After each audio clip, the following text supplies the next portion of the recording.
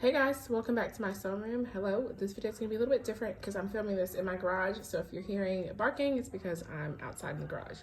But I just wanted to come on here and let you guys know that I am actually launching, well, I'm getting ready to launch my own fabric line because I get so many questions on where I get my bridal fabrics from and all this and that. So I wanted to go ahead and find a really good vendor for bridal fabrics and go ahead and stock them in my store. So I have literally just went through and filmed some videos and took pictures of all of these different fabrics. These are just the beginnings of what I have in stock, and I have it kind of skewed because I have my vendor information hidden, obviously. So yeah, I have a variety of different organzas, different weights. Also, I have tools, quite a few different matte satins and stretch satins in different weights. Also, I have some stretch crepes and some MIKADO fabrics, which is really popular for bridal. So if you guys are interested in ordering any fabrics, I will leave a link below to where you can purchase them from.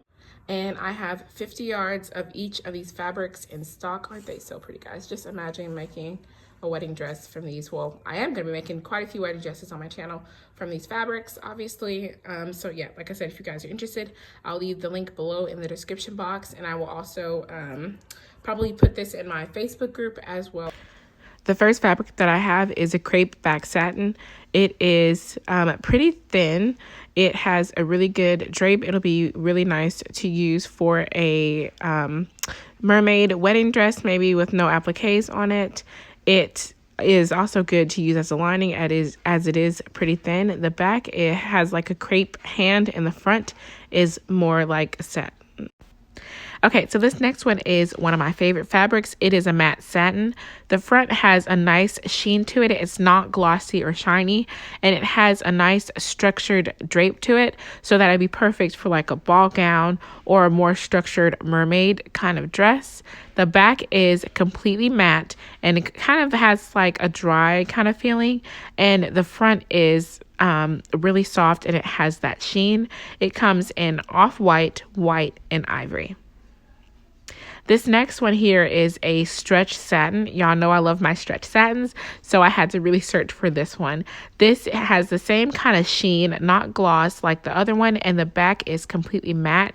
It has a pretty good stretch to it, so it'll allow for some ease in your garments, and it only stretches crosswise. It doesn't stretch lengthwise.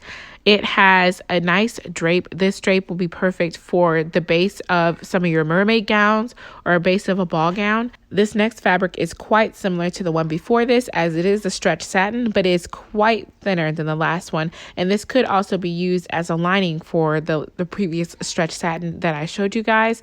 It's very similar to a stretch charmeuse, to a silk charmeuse that Mood has, and it has a nice sheen on the front. It's not super glossy, but it is more glossy than the other fabric, and it is pretty thin. I love this one, guys. This next fabric is a MIKADO, and it has kind of been replacing satin in the bridal world for 2019 and 2020. It has almost like a matte sheen to it, and if you hold it up close, it has almost like a twill texture to it. This is perfect for really structured ball gowns, once again, and structured kind of dresses, and you can even make this into pants and things like that. And I have this in a variety of colors. This next fabric is one of my favorites. It is a stretch crepe. Do y'all know how hard it is to find a stretch crepe that's like thick enough but still thin enough for you to have that good stretch? Well, I found it. This is a stretch crepe, and it comes in this off-white color, and it comes in black, and it has a really good drape to it. This would be perfect for all of those really trendy crepe dresses that you're seeing nowadays. It can be used on its own or as a double layer for more opacity. So as a double layer, meaning you can use this to line itself, so it can be 2 layers of crepe, so you can have more opacity when it comes to building the structural layers and stuff for your wedding dresses. Now onto our workhorse fabrics. This fabric is a satin lining. It has absolutely no stretch. It has a slight sheen on the front, but it's not glossy, and it has a nice fluid drape. You would want to pair this with a gown that also has this kind of drape, so not on one of your structured gowns. That's what this lining would be used for. This next lining is also a satin lining, but it is quite a bit thicker. Now this lining would be used for gowns that have a bit more structure to it, as this has a little bit more body and more structure to it. Yeah, it has more structure to it. It comes in this off-white color. It comes also in white, and it comes in ivory. This next fabric I like to call a skirt lining, as it's often used in the bottom of ball gowns that have like tulle overlays, or at the bottom, like say if you have a mermaid dress with a separate circle skirt at the bottom, this will be used for that too. It's really lightweight and it's quite translucent, so it'll be perfect for those applications on heavier projects like a ball gown or the bottom of a circle skirt on a mermaid dress. I really like this fabric, and it has no stretch to it. This next fabric is a knit lining. It's also called LYCRA. It's pretty thin. You could use this as a double layer on its own. I know a couple of designers who've made some pretty expensive dresses out of just this fabric, but this is classified as a knit lining, so you can use this as that.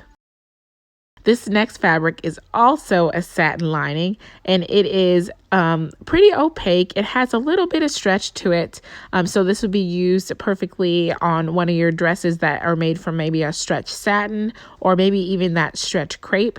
It has a fluid yet structured kind of drape, and it comes in this off-white color as well as beige. This next fabric, my favorite, is organza.